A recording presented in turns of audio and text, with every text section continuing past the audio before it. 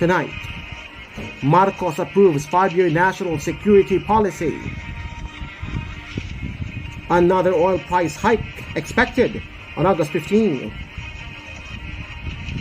Zubiri wants Chinese infra contractors blacklisted in the Philippines. Tevez' lawyer says witness testimony on 2019 killings needs to be corroborated. Ex-military controller Carlos Garcia released from prison. China says no point in showing proof of a Yung Shoal deal if Marcos already rescinded it. Australian Prime Minister Albanese to visit the Philippines on September 8.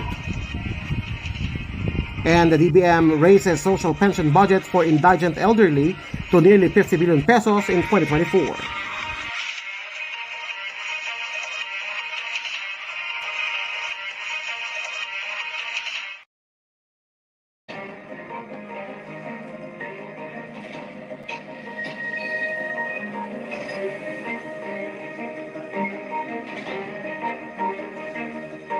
Good evening, I'm Raymond Kaibigan. Newsline Weekend begins right now.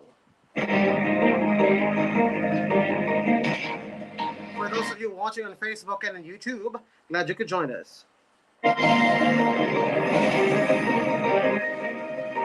Topping the weekend news, Marcos approves 5-year national security policy. President Ferdinand Marcos Jr. has approved a fresh 5-year national policy, which his administration said would help address security challenges by aligning all related strategies. Executive Order number 37, as signed by Marcos on Thursday and released on Saturday, states that the National Security Policy 2023 to 2028 would provide guidance and a comprehensive approach to improving security sector governance. According to the National Security Council, it contains the statement of principles that set the current administration's policy goals and objectives to protect national interests, including sovereignty and territorial integrity. The President directed all national government agencies and instrumentalities, including local government units, to adopt the NSP in formulating and implementing their security-related programs. There is a need to harmonize the national security efforts of the government and ensure that they are responsive and complementary to the development goals and objectives set forth in the Philippine Development Plan 2023 to 2028, the EO-RED. It also states that the National Security Advisor is tasked to conduct a period assessment and submit reports to the President and the NSC on the implementation of the policy.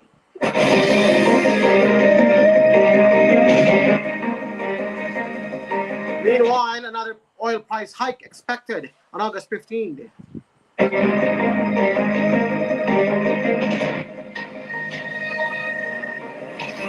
Another wave of price increase in fuel products is seen to take effect next week, according to a forecast by Unioil Petroleum Philippines Incorporated today, Saturday. Unioil said the fuel price adjustments are expected from August 15 to 21. The per liter cost of gasoline may go up by 1 peso and 70 centavos to 1 peso and 90 centavos, while diesel is seen to increase by 1 peso and 40 centavos to 1 peso and 60 centavos per liter.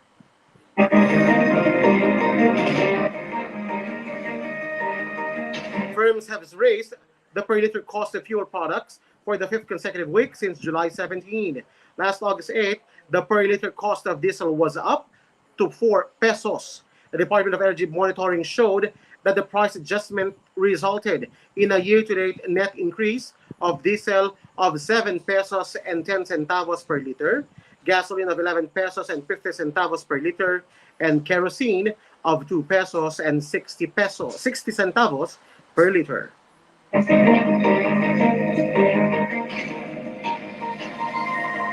In other news, Zubiri wants Chinese infra contractors blacklisted in the country. Senate President Juan Miguel Zubiri is calling to exclude Chinese contractors in infrastructure projects, which is part of his suggestions to protest against Beijing following the latest incident of harassment in the West Philippine Sea. Zubiri said many public infrastructure projects managed by the Department of Public Works and Highways and the Department of Transportation, or DOTR, which supervises the Philippine Coast Guard, utilized Chinese state-owned companies.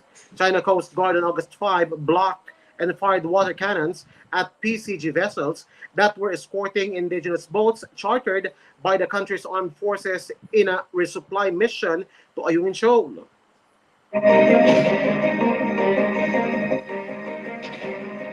Let's get back by them by blacklisting those companies. Why should the Filipino taxpayers fund their projects?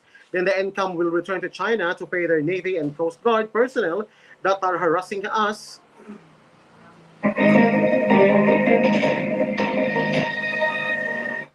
Zubiri also said he had a one-on-one meeting with Transportation Secretary Jaime Bautista at the Senate regarding the incident. Ang sabi ko, Secretary, nakikita nyo naman kung ano ang ginagawa nila sa Coast Guard ninyo. He recalled. Sabi ko, pag ganoon, huwag natin bigyan ng project ang Chinese state-owned companies dito sa Pilipinas. Zubiri urged Bautista not to award the North-South Commuter Railway project to China but to South Korea or Japan instead. The senator previously made the same call to the DPWH asking to award big-ticket projects such as the 32-kilometer Bataan-Cavite Interlink Bridge to a friendlier country. Natuwa po ako at ang sabi po ni Secretary Bautista, hindi na po sila ginagamit ng Chinese state-owned companies para sa kanilang trains, airports at malalaking big-ticket items, Zubiri said.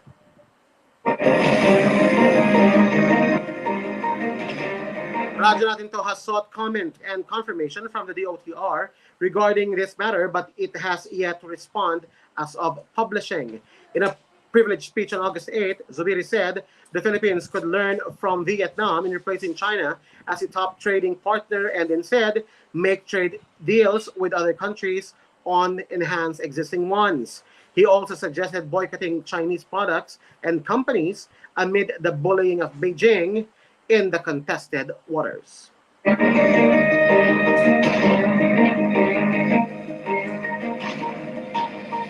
Teves saga continues. Teves lawyer says witness testimony on 2019 killings needs to be corroborated.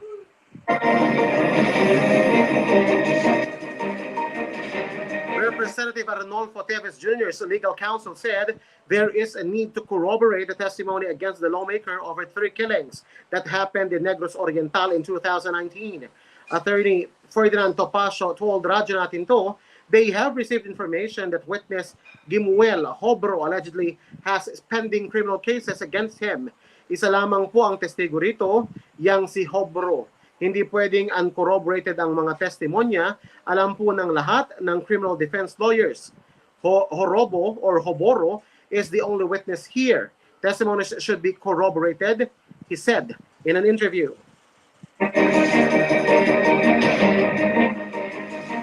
Justice Secretary Jesus Crispin Rimulyo on Friday said murder charges will be filed against Teves in connection with the 2019 murders.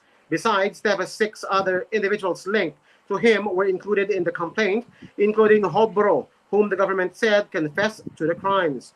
Topacio said they will take legal action after they receive a copy of the resolution when the murder charges are filed. We will wait and see whether the court will find probable cause to issue a warrant and to hold Representative Teves for a hearing on this matter. Pagka dumating na po sa step na yun, ay tsaka po kami gagawa ng aming kilos na legal, he said. He also maintained that the charges against Teves have been fabricated, saying the lawmaker had been prejudged by Rimulya.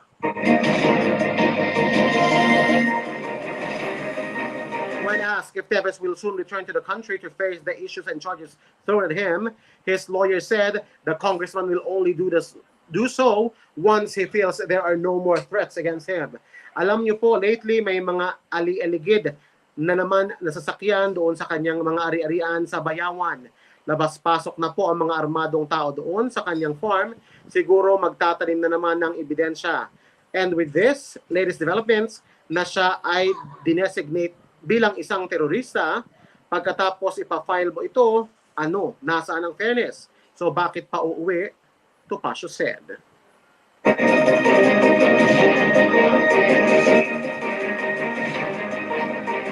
Meanwhile, ex-military comptroller Carlos Garcia released from prison. Former military comptroller Carlos Garcia is now a free man after serving his maximum sentence, including good conduct credits, in the New Bilibid prison, the Bureau of Corrections announced on Friday. Garcia was detained in the NBP for 11 years. The Bureau said he was granted a total of 3,288 good conduct time allowance under Republic Act 10592. According to the Bureau, Garcia was meted an 18 years and 4 months prison term, but the time served with the time allowances have already exceeded his maximum sentence that was computed based on RA 10592. The Sandigan Bayan found Garcia guilty of direct bribery, facilitating money laundering, perjury, and violating Articles of War last 2022. Other than the prison charges, he was also ordered to pay 406.3 million pesos for bribery and 1.5 million pesos for facilitating money laundering with subsidiary imprisonment in case of insolvency. Garcia was among the former generals who were accused of accepting pabaon or farewell gifts before retiring. He allegedly amassed ill-gotten wealth worth 300 million pesos while he was comptroller of the Armed Forces of the Philippines. In 2010, Garcia entered a plea bargain deal wherein he pleaded guilty to the lesser offense of direct bribery and facilitating money laundering. The Office of the Ombudsman in 2022 turned over to the National Treasury over 53 million pesos and 11 properties from a direct bribery and money laundering case against Garcia. Coming up next on Newsline Weekend. China says no point in showing proof of a Yung Shoal deal if Marcos already rescinded it. Australian Prime Minister Albanese to visit the Philippines on September 8th for maritime security talks. And the DBM raises social pension budget for indigent elderly to nearly 50 billion pesos in 2024. More news coming your way when Newsline Weekend returns. Keep it here on Radyo Natin to 103.5 News FM. We will be right back.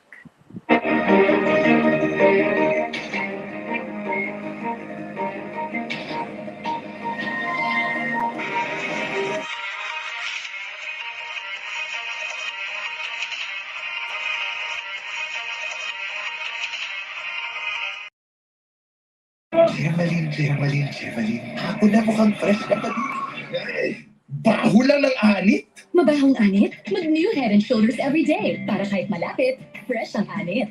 Evelyn, amoy fresh ka na sa hapon man o sa malapitan. New Head & Shoulders for 100% dandruff-free hair. No visible flakes with regular use. Hello, Washi! Laundry day na naman! Yay! Anong meron? Mancha ng chocolate, putik, may libag pa. Kaya natin yan!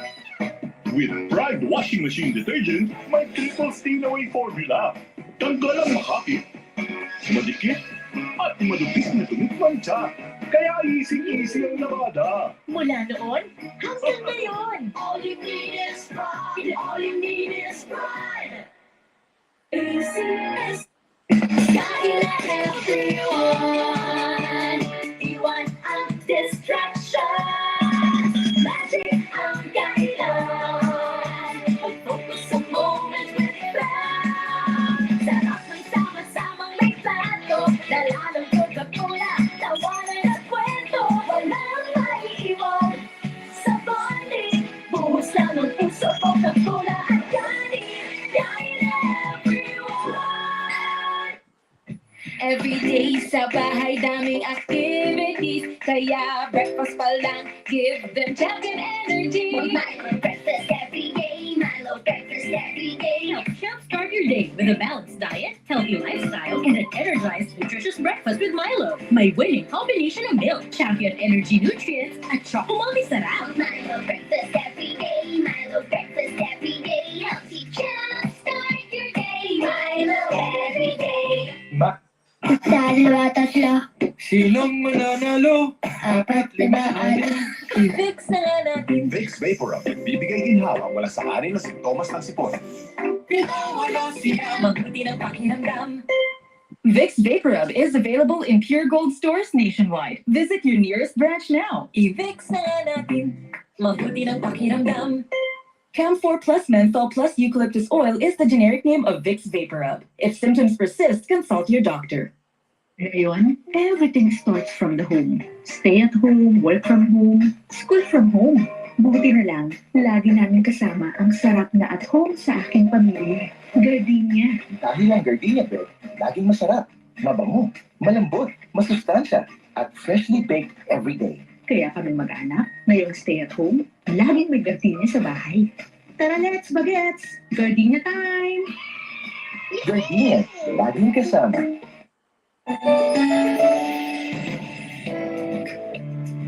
Sa mga millennials at young at heart, bagay na bagay sa inyo ang MX3 Plus. May CoQ10 at may L-carnitine.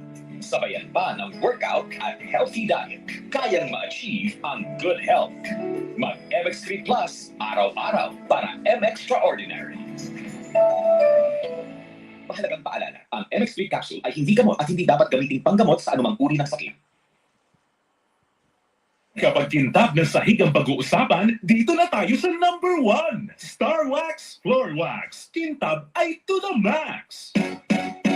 Tayo na't malinis ng sakit. Kulang-ding-ding tayo mga bisis. Kapag kintab na pag-uusapan, dito na tayo sa number 1. Mag-Star Wax Wax. Star Wax Wax. Yan ang kintab na to the max, max, max. Star Wax ang number 1 floor wax. May waterproof formula. Buhusan mo ng tubig, balikintab ang sahig. Star Wax Wax. Star Wax Wax. Star Wax, di amoy gas. Star Wax ay number 1 kintab na to the max. Star Wax ang number 1 floor wax. Gawa ng ACS Manufacturing Corporation. ISO certified world-class quality. ACS. Shield Bath Soap. Galit sa sakit at may malasakit. Ang Shield Bath Soap ay recommended ng Philippine Nurses Association. Di biro maging nurse, dapat marunong sa sakit. Marunong mag-alaga, yung bang may malasakit. Kaya pagdating sa bathroom, hanap ko tulad ko, lalo't may pamilya ko. Kaya ang gamit ko, Shield Bath Soap. Galit ito sa sakit na dulot ng germs. May antibacterial na pareho lang sa leading brand. At may malasakit sa skin dahil may Shea Butter Moisturizer. May malasakit din sa budget dahil super affordable. Kaya naman recommended ito ng Philippine Nurses Association. Shield ulit sa sakit, may malasakit. Shield Bath Soap.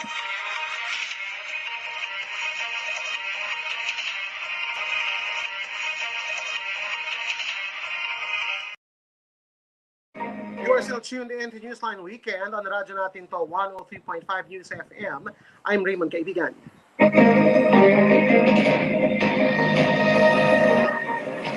China says no point in showing proof of a UN Shoal deal if Marcos already rescinded it. China has responded to the statement of President Ferdinand Marcos Jr. that there was no agreement between Manila and Beijing to remove the BRP Sierra Madre from a UN shoal. On Wednesday, the president even went as far saying that even if there was an agreement, he was rescinding it.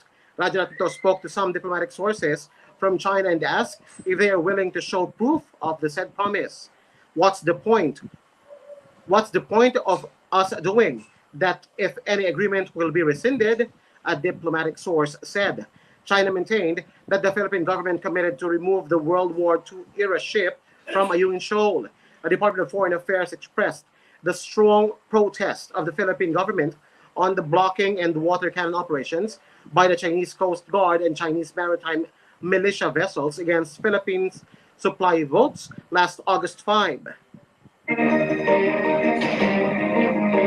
The DFA reiterated to the Chinese side that the UN shoal is a low tide elevation that is part of the Philippines' exclusive economic zone and that it cannot be appropriated or subjected to sovereignty claims. The department also asked China to direct its vessel to stop their illegal actions against Philippine vessels, interference in legitimate Philippine government activities, and to abide with the 2016 arbitral award and international law.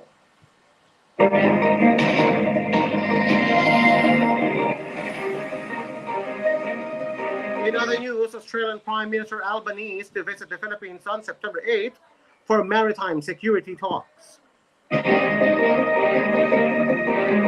Australian Prime Minister Anthony Albanese will visit Manila on September 8 to discuss with President Ferdinand Marcos Jr. how the two countries can strengthen cooperation on defense and maritime security. Our partnership with the Philippines is built on close defense and security cooperation, increasing economic relations and warm personal ties, including through the vibrant Filipino-Australian community, Albanese said in a statement on Friday. I look forward to visiting Manila to meet with President Marcos and affirm our partnership, he added. Albanese's office also said the meeting with Marcos will also cover development cooperation and education. Albanese will be the first Australian Prime Minister to visit the Philippines in 20 years. He will also visit Indonesia and India next month. Australian Ambassador H.K. Yu earlier said Australia is aiming to become a better defense partner to the Philippines through the nuclear-powered submarine program under the AUKUS Trilateral Security Pact.